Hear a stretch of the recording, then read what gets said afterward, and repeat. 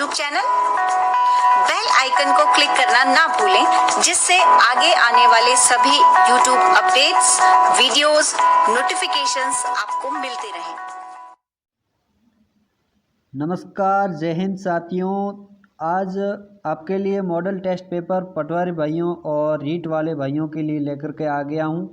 तो पहले वाला वीडियो नहीं देखा तो वो देख लेना, उसके अंदर 60 प्रश्न मैंने करवा दिए हैं और अब 40 प्रश्न इस वीडियो के अंदर करवाऊंगा। तो आपसे छोटी सी रिक्वेस्ट रहेगी कि आप इस चैनल पर पहली बार है तो चैनल को सब्सक्राइब ज़रूर करें, ताकि अगला लेटेस्ट वीडियो आप तक जल्दी से मिल सकेगा। तो कमर कस लो दोस्तों, अभी आपकी रीट की विज्ञप्ति भी जारी होने वाली है, तो ये भी जल्दी भर्ती आने वाली है। और पटवार वाले जो है विद्यार्थी, उनकी परीक्षा दोस्तों जनवरी में है। 10 जनवरी से स्टार्ट हो जाएगी और 24 जनवरी तक पूर्ण हो जाएगी। तो आपको अभी कमर कस लेनी है। अभी तक आपने पढ़ाई स्टार्ट नहीं की है तो अभी हम आपके लिए हम उपस्थित हैं और आपको प्रश्न हर संभव करवाने की कोशिश करेंगे। तो पहला ये प्रश्न है 61 नंबर। इसका राइट आंसर आपको कमेंट बॉक्स में ज़रूर बताना है। भारत सरकार द्वारा प्रस्तावित स्वामिन चतुर्भुज योजना का संबंध किससे है? इसका राइट आंसर बताना है। तो इसका राइट आंसर दोस्तों हो जाएगा सी, सड़क निर्माण। अगला प्रश्न है दोस्तों, जंग लगने से लोहे का भार बढ़ता क्या होता है? भार बढ़ता है या घटता है? तो इसका राइट आंसर बताना है दोस्तों। इसका राइट आंसर दोस्तों हो जाएगा बी के साथ कि बढ़ता है। जंग लगेगा तो लोहे का वजन बढ़ेगा। ये साइंस का प्रश्न था दोस्तों। अगला प्रश्न है, डायनमो का कार्य है। डायनमो का क्या कार्य है वो आपको बताना है।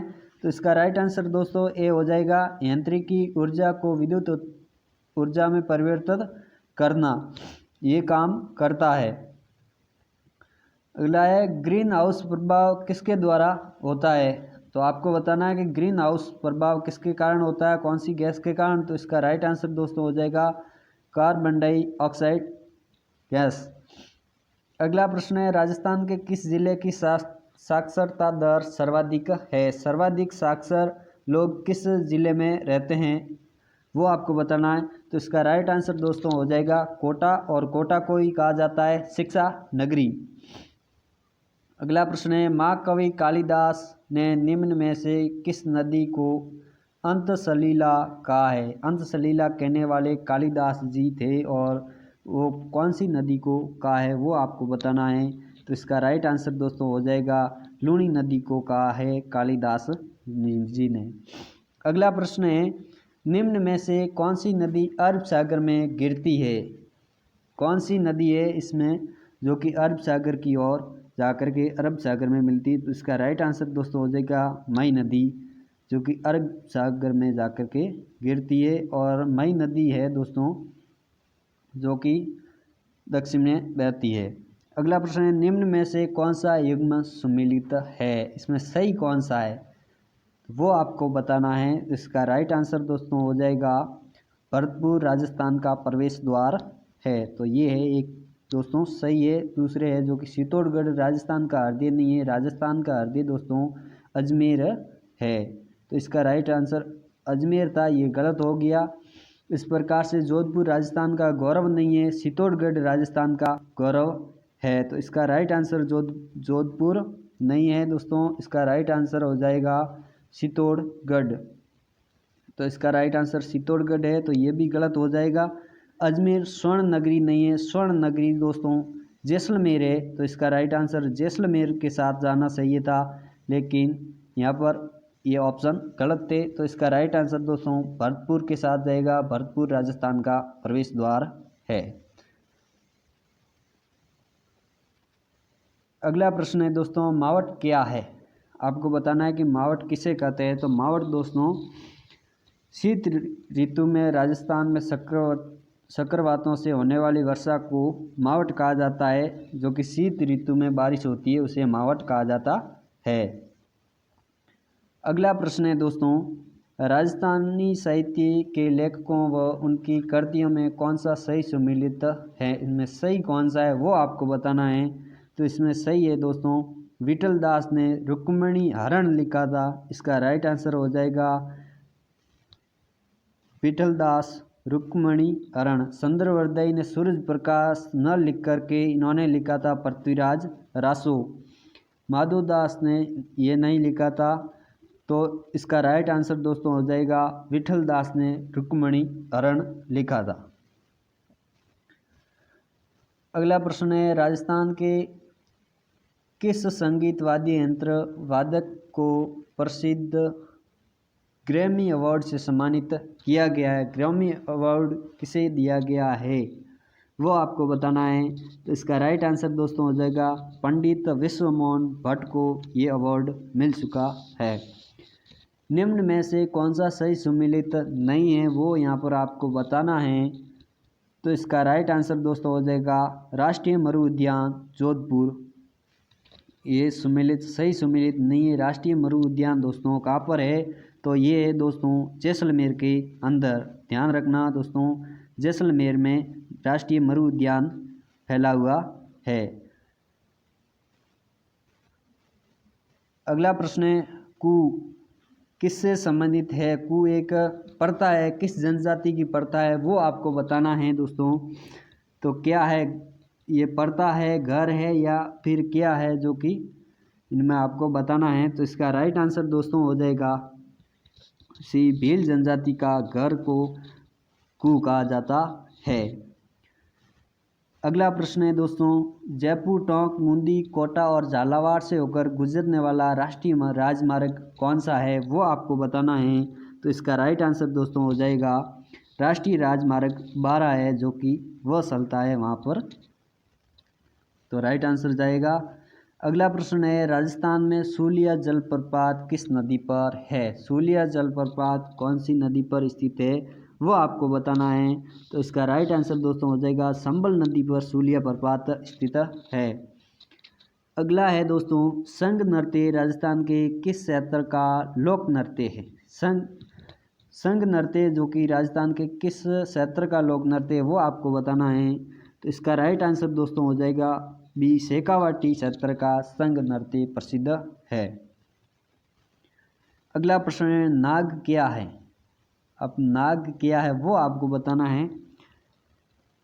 तो इसका राइट आंसर दोस्तों हो जाएगा टेकनाशक प्रेक्षात्र है। तो इसका राइट आंसर ए के साथ जाएगा। अगला प्रश्न है, भारत में आम नागरिकों को राष्ट्रध्वज फहराने पर लगी रोक हटाने की संस्कृति निम्न में से किस समिति ने की है? वो आपको समिति का नाम बताना है।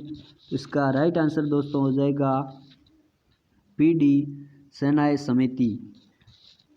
अगला है, राष्ट्रीय समुद्र तकनीकी संस्थान ने हाल ही में किस स्थान पर अब तक की सर्वाधिक प्राचीन सभ्यता के अवशेष खोज निकाले हैं वो आपको बताना है। तो इसका राइट आंसर दोस्तों खंबात की खाड़ी में ये अवशेष मिले हैं।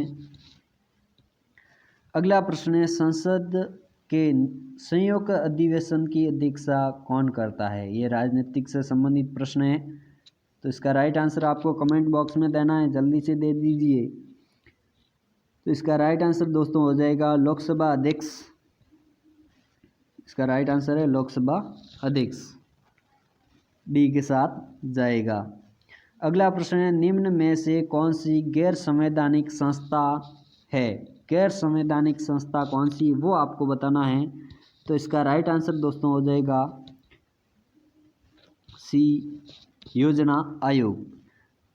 अगला प्रश्न है दोस्तों, निम्न में से किसे राजस्थान राज्य महिला आयोग के अध्यक्ष पद पर नियुक्त किया गया है? महिला आयोग के पद पर कौन से नियुक्त किया गया, किसको वो आपको बताना है। इसका राइट आंसर दोस्तों ए के साथ जाएगा प्रोफेसर पवन सुराणा, इसका राइट आंसर है। अगला है, नेताजी सुभाष चंद्र बोस का जन्म दिवस क्या है? ये तो सभी को आना चाहिए दोस्तों। नेताजी सुभाष चंद्र बोस का जन्म दिवस ज़रूर बताएं कमेंट बॉक्स में।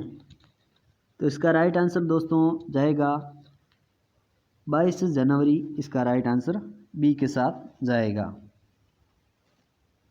अगला प्रश्न है,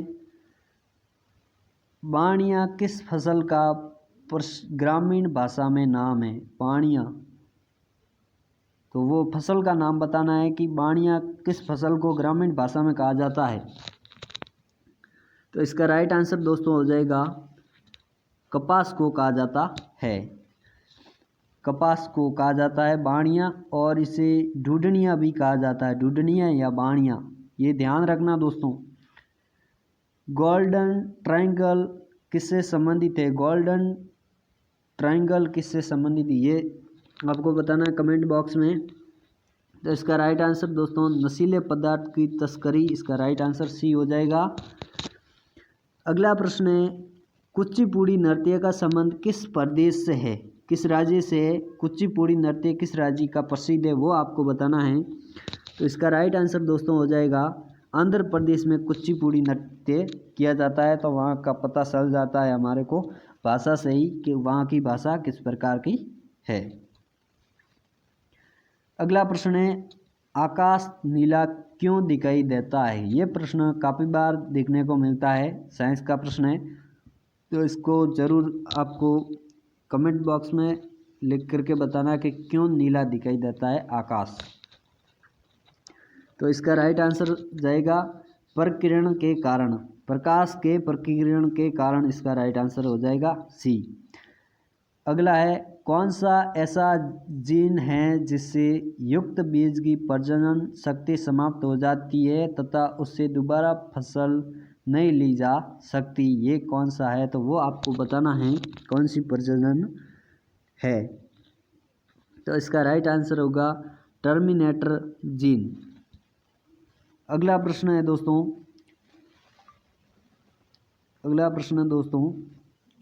भारत के प्रथम अंतरिक्ष यात्री का नाम बताना है आपको कि भारत के प्रथम अंतरिक्ष में जाने वाले कौन थे? अंतरिक्ष में गए वो यात्री का नाम बताना है। तो इसका राइट आंसर दोस्तों हो जाएगा राकेश शर्मा, जो कि पहले अंतरिक्ष में गए थे और चंद्रमा पर पैर रखने वाले व्यक्ति भी कहलाते हैं, जो कि भारतीय थे। अगला प्रश्न है दोस्तों केंद्रीय ऊंट प्रजनन संस्थान कहाँ पर है? केंद्रीय ऊंट प्रजनन संस्थान आपको बतानी है कि राजस्थान में किस स्थान पर है। तो इसका राइट आंसर होगा जोड़बीड़। तो इसका राइट है जोड़बीड़, यहाँ पर स्थित है, जो कि बीकानेर के अंदर है। प्रसिद्ध स्तंभों, मीनारों एवं उनके स्थानों को नीचे दर्शाया गया है, कौन सा एकदम सही नहीं है? इसमें सही कौन सा नहीं है वो आपको बताना है। तो इसमें सही नहीं है वो है नैर खां की मीनार, अजमेर में स्थित नहीं है, गलत हो जाएगा। अगला प्रश्न है निम्न में से किस वंश ने चित्तौड़ पर शासन किया था? कौन सा वंश था जिसने चित्तौड़ पर राज किया था या शासन किया था? तो इसका राइट आंसर दोस्तों गोइल वंश हो जाएगा। गोइलों ने ही राज किया है चित्तौड़गढ़ पर। तो इसका राइट आंसर ये हो जाएगा। अगला प्रश्न है दोस्तों स्वेज नहर निम्न में से किन्हें जोड़ती है? स्वेज नहर किसको जोड़ती है वो ऑप्शन आपको चूज करना है। तो इसका राइट आंसर दोस्तों लाल सागर व भूमध्य सागर को ये जोड़ती है। तो इसका राइट आंसर सी के साथ जाएगा। अगला प्रश्न है पुलिस शहीद दिवस कब मनाया जाता है? वो आपको बताना है कि पुलिस शहीद दिवस कब मनाते हैं। तो इसका राइट आंसर डी के साथ जाएगा 21 अक्टूबर को मनाया जाता है पुलिस शहीद दिवस। अगला प्रश्न है भारत सरकार द्वारा जारी पहला मानव विकास रिपोर्ट 2002 के अनुसार कौन सा राज्य प्रथम स्थान पर है? वो आपको बताना है। तो इसका राइट आंसर दोस्तों केरल, जो कि प्रथम स्थान पर है। अगला प्रश्न है भारतीय संविधान की प्रस्तावना में शामिल नहीं है, क्या शामिल नहीं है वो आपको बताना है। यहाँ पर ये कौन सा शब्द भारतीय प्रस्तावना में उल्लिखित नहीं है? तो विकेंद्रीकरण दोस्तों यहाँ पर उल्लिखित नहीं है। समाजवाद, धर्मनिरपेक्ष और लोकतांत्रिक ये सभी हमारी प्रस्तावना में उपस्थित है, लेकिन विकेंद्रीकरण उपस्थित नहीं है, इसका राइट आंसर हो जाएगा।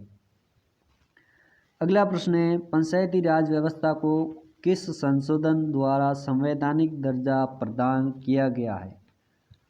तो इसका राइट आंसर दोस्तों 73वां संविधान संशोधन हुआ, उस समय ये प्रक्रिया हुई। उसके बाद में अगला प्रश्न है, भारत में हरित क्रांति के जनक कहलाते हैं। हरित क्रांति के जनक कौन से हैं वो आपको बताना है। तो इसका राइट आंसर हो जाएगा MS स्वामीनाथन।